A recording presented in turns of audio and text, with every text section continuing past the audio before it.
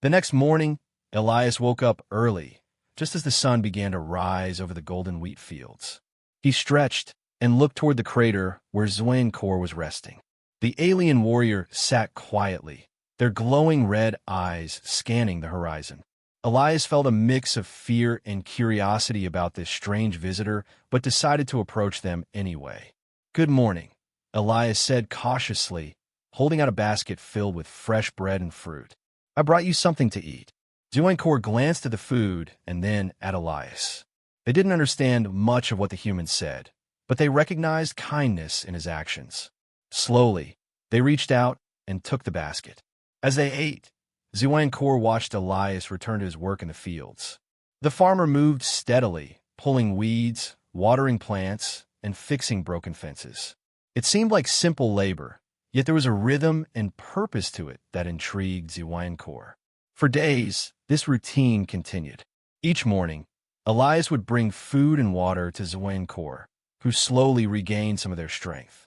In return, Zwain-Kor observed Elias closely, trying to understand why someone would spend so much time working on such mundane tasks. One day, unable to contain their curiosity, Zwain-Kor finally spoke. "Why do you do this?" they asked, pointing to the field. "These plants, what is their purpose?" Elias stopped what he was doing and turned to face Zwain-Kor. He smiled, realizing the alien had no idea how important farming was. "These plants are crops," he explained patiently. "They grow food for people to eat. Without them, we wouldn't survive." Zwain-Kor frowned, puzzled. "You mean you depend on these small things for life?" "Yes," Elias replied. "It takes time and effort, but it's worth it. Every seed I plant becomes part of something bigger." This idea fascinated Zwain-Kor. On their home planet, machines handled all the work, and food came from synthetic sources. The concept of growing sustenance directly from the earth was completely foreign to them. Determined to learn more, Zwain-Kor began following Elias around the farm, asking questions and watching everything he did. One afternoon, Elias showed Zwain-Kor how to lift heavy rocks using tools instead of brute force. There were several large boulders scattered across the field that needed to be moved. Zwain-Kor stepped forward confidently, grabbed one of the rocks, and lifted it effortlessly. Their strength was impressive, but Elias shook his head. "That's not the best way," Elias said. He grabbed a long stick and placed it under the rock, creating a lever. With a little effort, he pushed down on the stick, and the rock rolled away easily. "See? Sometimes, thinking smart is better than being strong." Zwain-Kor stared at the lever, amazed by its simplicity and effectiveness. For the first time, they realized that strength wasn't always about physical power. It could also come from knowledge and creativity. As the days passed, Zwain-Kor started helping Elias with chores around the farm. At first, they struggled with tasks that required patience, like planting seeds or tying knots in ropes. But Elias was patient too, guiding Zwain-Kor step by step. Slowly, the alien warrior began to appreciate the value of hard work and persistence. Meanwhile, Elias learned bits and pieces about Zwain-Kor's world. Through gestures and broken phrases, Zwain-Kor shared stories about their battles and travels across the galaxy. Elias listened intently, imagining distant planets and strange creatures. Despite their differences, the two formed a bond based on mutual respect and understanding. But neither of them knew that trouble was coming. Deep in space, a fleet of alien ships was searching for Zwain-Kor, determined to bring them back home. When they arrived, it would test everything Elias and Zwain-Kor had learned from each other and challenge what it truly meant to be strong. The next morning, the alien fleet prepared to depart. The massive ships hovered above the farm, their engines humming softly as they waited for Zwain-Kor to board. Elias stood near the edge of the field, watching silently as Zwain-Kor approached them one last time. "I must go now," Zwain-Kor said, their voice steady but tinged with sadness. "But I will not forget what you have taught me." Elias nodded, trying to hide the lump in his throat. "I'll miss you," he admitted, "but I'm glad I got to know you. You're different now, and that's a good thing." Zwain-Kor paused, looking down at the human who had changed their life so profoundly. For the first time, they felt a sense of gratitude, not just for the help Elias had given them, but for the lessons he had shared. They reached out and placed a hand on Elias' shoulder, a gesture of respect and friendship. "Thank you," HFY said simply. "You have shown me that strength is not about power or conquest. It's about connection, understanding, and growth. I will carry this knowledge with me wherever I go." Before Elias could respond, HFY turned and walked toward the waiting ships. As they climbed aboard, the other aliens watched curiously. None of them fully understood what had happened during HFY's time on Earth, but they could see that their comrade had changed in ways they couldn't yet comprehend. As the ships rose into the sky, Elias shielded his eyes from the bright light of their engines. He stood there until the vessels disappeared completely, leaving behind only silence and the gentle rustling of the wheat fields. For a moment, he felt empty, as though a part of him had left with HFY. But then he reminded himself of everything they had accomplished together, and how much HFY had grown because of it. Life on the farm slowly returned to normal, but subtle changes began to appear. The alien ambassadors who had stayed behind started visiting regularly, observing the farm and asking questions about human life. They marveled at the simplicity of Elias' tools and methods, taking notes and recording data. Occasionally, they offered small gifts, strange seeds that grew faster than usual, devices that made chores easier, and even new ways to preserve food. Elias welcomed these changes, knowing they were a result of HFY's influence. The alien warrior had convinced their people to see value in humanity's way of life, and that alone was a victory worth celebrating. Over time, Elias became something of a guide for the ambassadors, teaching them about farming, nature, and the importance of working together. One evening, as Elias sat by the fire outside his house, he reflected on everything that had happened. The crash landing, the challenges, the lessons, all of it had led to this moment. He thought about HFY, wondering where they were now and what they were doing. Had they shared the lessons of Earth with their leaders? Were they using what they had learned to make their own world better? Though he missed HFY deeply, Elias felt a sense of pride. He realized that even someone as ordinary as him could leave a lasting impact, not just on another person, but on an entire species. It was a humbling thought, but also an inspiring one. As the flames crackled and danced in front of him, Elias smiled. He knew the future would bring more surprises, both good and bad. But for now, he was content. His farm thrived, his bond with the alien ambassadors grew stronger each day, and somewhere out there in the vastness of space, HFY carried a piece of Earth with them, a reminder of the farmer who had taught them what true strength really meant. As the days turned into weeks, HFY grew more accustomed to life on the farm. At first, they had seen farming as a pointless and tedious activity, something beneath someone of their status as a warrior. But now, HFY began to notice small details that changed their perspective. They saw how Elias worked tirelessly under the hot sun, his hands calloused but steady.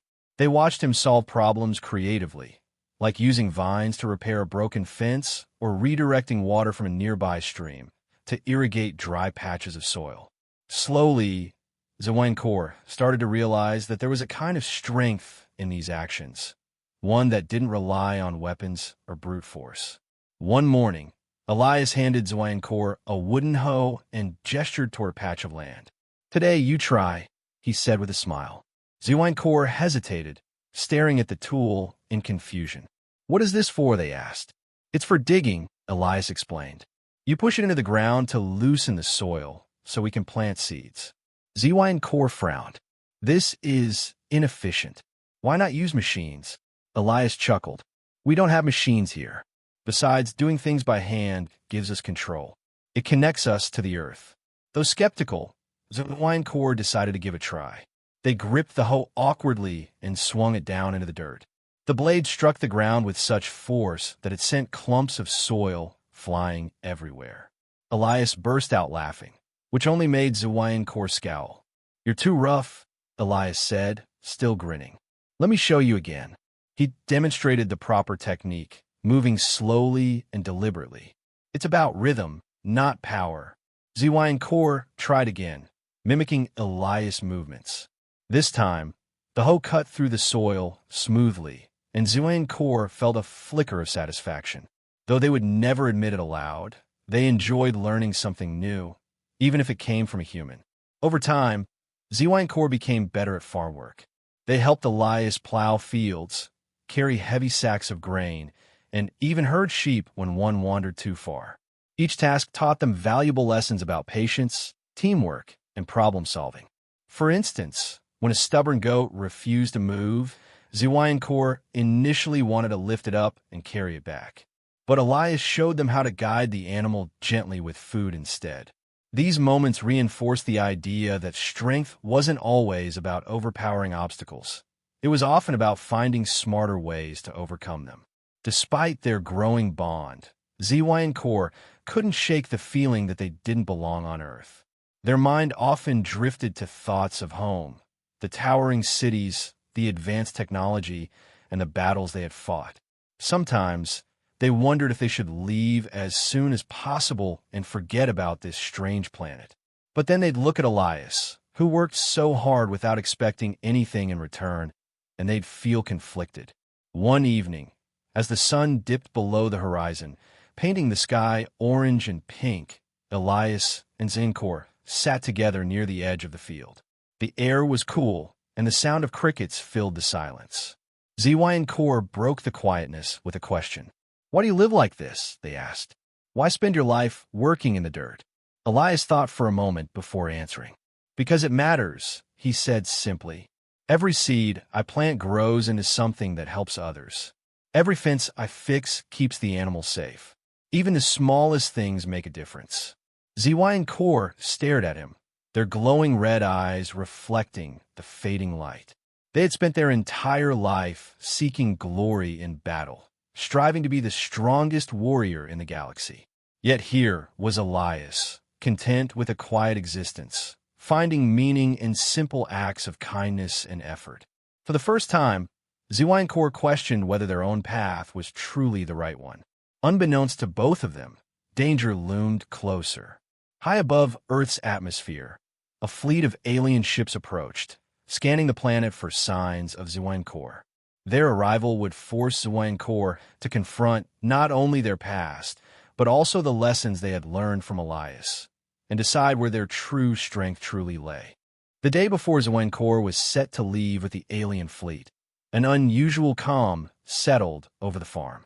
Elias and ZY and Core worked quietly together, neither of them speaking much. Both knew that their time together was coming to an end, but neither wanted to say it aloud. The air felt heavy with unspoken words. Finally, as the sun began to set, ZY and Core broke the silence. "I want one last challenge," they said firmly, their glowing red eyes locking onto Elias. "A test of strength." Elias looked at them, surprised. "What kind of challenge?" "A fight," ZY and Core replied. "You against me." In the middle of the field, Elias frowned. "But I'm not a fighter. You've seen that already. I can't win against someone like you." ZY and Core shook their head. "It's not about winning or losing.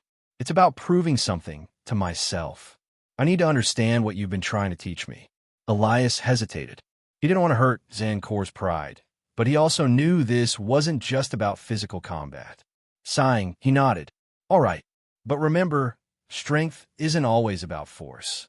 They walked to the center of the wheat field, where the golden stalks swayed gently in the evening breeze. ZY and Core stood tall, their armor gleaming under the fading sunlight. In contrast, Elias carried only a simple wooden staff he used for herding sheep.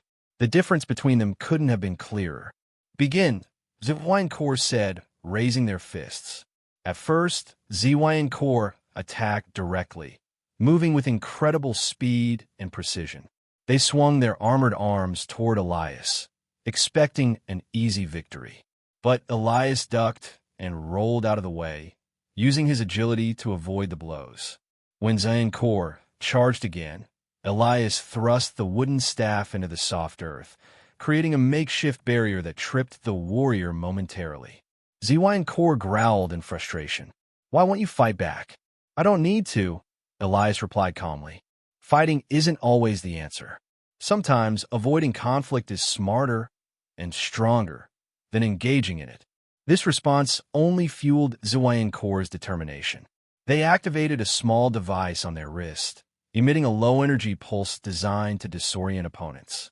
Elias stumbled as the wave hit him, but instead of panicking, he grabbed a handful of dirt from the ground and threw it at Ziwei Corps' glowing eyes. The alien blinked rapidly, temporarily blinded. Seizing the opportunity, Elias circled around Ziwei Corps and tapped them lightly on the shoulder with the staff. See? Strength comes from thinking ahead, adapting, and knowing when to act. Ziwei Corps froze, realizing the truth in Elias' words. For all their advanced technology and physical power, they had been outsmarted by a human armed with nothing more than quick thinking and resourcefulness. Slowly, they lowered their guard and stepped back. "You're right," Ziwei Corps admitted, their voice softer now. "I've spent my life believing strength was about domination. But you've shown me another way, a better way." Elias smiled faintly, lowering the staff. "Strength isn't about proving you're better than someone else. It's about understanding yourself and the world around you. That's what makes us truly strong." As the stars began to appear in the darkening sky, the two stood there for a moment, sharing a quiet understanding. Those Ziwei Corps would soon leave Earth. They knew they would carry this lesson with them forever. Later that night, as Elias lay in bed, he thought about everything that had happened. He had started as just a simple farmer, yet somehow he had managed to change the perspective of the strongest alien warrior in the galaxy. It was a humbling thought, but also a hopeful one. Maybe, he realized, even ordinary people could make extraordinary differences. Months passed, and life on the farm continued as it always had, but with a few remarkable differences. The alien ambassadors who stayed behind became regular visitors, blending into the rhythm of Elias' daily routine. They brought strange tools and gadgets that made farming easier, like machines that could plant seeds in perfect rows or devices that predicted weather patterns days in advance. At first, Elias was hesitant to use these technologies, fearing they might disrupt the natural balance of his work. But over time, he learned to combine them with traditional methods, creating a harmony between old and new. The ambassadors also taught Elias things about their own world, how their crops grew in zero gravity, how they communicated through light instead of sound, and how their civilizations valued efficiency above all else. In return, Elias shared stories about human history, culture, and emotions. He explained concepts like kindness, hope, and resilience, ideas that fascinated the aliens because they were so different from their logical, structured way of thinking. Despite these changes, Elias often found himself gazing at the stars at night, wondering about Ziwei Corps. Where were they now? Had they reached their home planet? Were they sharing the lessons of Earth with others? Or had they returned to their old ways? These questions lingered in his mind, but Elias chose to focus on the present. After all, Ziwei Corps' influence was everywhere around him, even if they weren't physically there.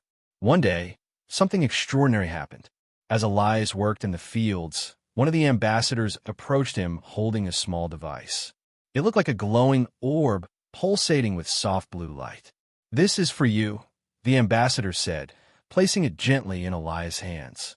"It is a message from Ziwei Corps." Elias' heart skipped a beat. He stared at the orb, unsure of what to do. The ambassador gestured for him to touch it, and when he did, the light brightened, projecting an image into the air. It was Ziwei Corps, standing tall and proud, but with a warmth in their glowing red eyes that hadn't been there before. "Elias," Ziwei Corps began, their voice echoing softly, "I wanted to let you know that I have arrived home safely. My people listened to my story. They heard about your wisdom, your strength, and your kindness. Some still doubt, but many are beginning to see the value in your way of life." The image paused, and Ziwei Corps smiled faintly, a rare expression for someone like them. "You changed me, Elias. You showed me that true strength comes not from domination, but from understanding and connection. Because of you, I'm no longer just a warrior. I'm something more." Tears welled up in Elias' eyes as he listened. He felt a surge of pride, not because he had changed Ziwei Corps, but because Ziwei Corps had embraced those changes willingly. I will never forget you, the Hawaiian Core continued. And I promise to carry your teachings with me wherever I go. Perhaps someday our paths will cross again. Until then, take care of yourself and your beautiful farm. The projection faded, leaving Elias standing alone in the field, clutching the orb tightly. For a long moment, he didn't move. Then slowly he smiled. Though Zuankor was far away, their bond remained unbroken, a testament to the power of friendship and understanding. As the sun set that evening, painting the sky in hues of orange and purple, Elias walked through his fields one last time before heading inside. The wheat swayed gently in the breeze, and the animals grazed peacefully nearby. Everything seemed ordinary, yet Elias knew it wasn't. His farm had become a bridge between two worlds, a place where humans and aliens could learn from each other and grow together. One calm afternoon, as Elias and Zankor worked side by side in the fields, a strange hum filled the air. It was faint at first, like the buzz of distant insects, but it quickly grew louder. Both of them stopped what they were doing and looked up at the sky. A shadow passed over the sun, and soon, 3 massive alien ships descended from the clouds, hovering above the farm. ZY and Kor's heart sank. They recognized the ships immediately. They belonged to their people. The fleet had finally found them. Elias shielded his eyes from the bright light of the ship's engines as they landed nearby. "What's happening?" he asked, his voice trembling. "Who are they?" "They're my kind," Ankor replied, their tone heavy with resignation. "They've come for me." Before Elias could say anything else, a group of armored aliens stepped out of the largest ship. They marched toward Wankor, their weapons drawn and glowing ominously. One of them, taller than the rest and wearing a shimmering golden helmet, approached Ankor directly. "Warrior Zankor," the leader said in a deep, commanding voice. "You have been missing for weeks. Your absence has caused great concern among our ranks. Explain yourself." Zankor stood tall, trying to appear confident despite their mixed emotions. "I crashed here during a mission. My ship malfunctioned, and I was injured. This human helped me recover." The leader glanced at Elias, who stood silently a few steps behind Zawankor. His expression was unreadable, but there was no mistaking the disdain in his voice. "A human? You allowed yourself to be aided by these primitive creatures." "They are not primitive," Zawankor snapped, surprising even themselves. "They may lack advanced technology, but they possess qualities we do not: patience, creativity, and resilience. They have taught me much." The leader narrowed his eyes. "This is unacceptable. You're a warrior, Zawankor. Your duty is to conquer and dominate, not to waste time learning from inferior beings. Return to your post immediately." For a moment, Zawankor hesitated. They knew they couldn't disobey a direct order, but leaving felt wrong. Elias had shown them kindness and shared his world without expecting anything in return. How could they simply walk away? Elias stepped forward, breaking the tension. "Wait," he called out, raising his hands to show he meant no harm. "Please let me speak." The leader turned to him, his glowing eyes flickering with annoyance. "Speak, human, but make it quick." "I know you think we're weak," Elias began, speaking slowly and clearly. "But strength isn't just about fighting or winning battles. It's about understanding others, working together, and finding solutions that benefit everyone. Zawankor has learned this while staying here. Isn't that worth something?" The leader stared at Elias for a long moment, then shifted his gaze back to Zawankor. "Is this true? Have you truly gained wisdom from these humans?" Zawankor nodded. "Yes, I came here believing I was the strongest because of my power. But now I see that true strength comes from more than just physical ability. It comes from the mind, the heart, and the willingness to adapt." The leader seemed to consider this for a moment. Then he lowered his weapon slightly. "Very well. We will leave a small team of ambassadors here to study this planet further. Perhaps there is value in learning from these humans." He turned to Zawankor. "But you must return with us. Your presence is still required." Zawankor looked at Elias, their glowing red eyes softening. "Thank you," they said quietly. "For everything." Elias smiled faintly, though sadness lingered in his expression. Take what you've learned and share it with your people. That's all I ask. With a final nod, Zoinkor followed the leader back to the ships. As the fleet ascended into the sky, Elias watched until they disappeared completely. He felt a pang of loss, but also a sense of pride. He had changed Vinkor's perspective, and maybe, just maybe, the entire galaxy would benefit from it someday. In a distant galaxy, far beyond the stars that humans could see with their naked eyes, there lived an alien warrior named Zoinkor. Zoinkor was known across many planets as the strongest and most skilled fighter in the universe. Their body was covered in gleaming silver armor, and their glowing red eyes struck fear into anyone who dared to face them. For years, Zoinkor had traveled from planet to planet, conquering civilizations and proving their unmatched strength in every battle. No one had ever defeated them, not even once. But one fateful day, everything changed. Zoinkor's spaceship, a sleek vessel equipped with advanced technology, was flying through space on a mission to explore new worlds. Suddenly, something went wrong. A strange energy pulse hit the ship, causing sparks to fly inside the cockpit. Alarms blared loudly as systems began to fail. Zoinkor tried to regain control, but it was no use. The ship spiraled out of control, heading straight toward a small blue planet, Earth. The crash was violent. The spaceship tore through the atmosphere, leaving a fiery trail behind it before smashing into the ground. Dust and dirt filled the air as the wreckage came to rest in the middle of a quiet farming village surrounded by golden wheat fields. Birds scattered, and the sound of the impact echoed for miles. Nearby, a human farmer named Elias heard the explosion. He dropped his hoe and ran toward the source of the noise, curious and worried about what he might find. When Elias arrived at the scene, he saw a massive crater where the spaceship had landed. Smoke rose from the wreckage, and pieces of twisted metal lay scattered around. At first, Elias thought it might be some kind of military aircraft or a meteorite. But then a figure emerged from the smoke. It was tall, at least twice the height of a human, and covered in shiny metallic armor. Its glowing red eyes locked onto Elias, and its voice boomed like thunder. "Who are you?" Zoinkor demanded, stepping closer. "What is this place?" Elias froze for a moment, stunned by the sight of the alien warrior.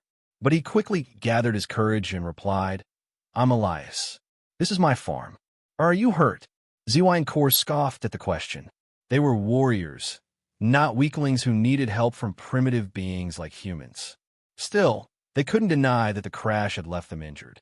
Their armor was dented, and their usual powers seemed weaker than normal. Reluctantly, they accepted Elias' offer of assistance, though they made it clear they didn't trust him. Over the next few hours, Elias brought food and water to Zoinkor, trying to make them comfortable despite the language barrier. He pointed to objects and used simple words to communicate, hoping the alien would understand.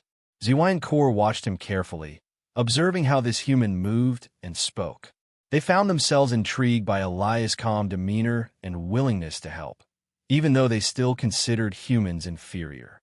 As night fell, Elias built a small fire near the wreckage to keep warm. Zoinkor sat nearby, staring at the flames.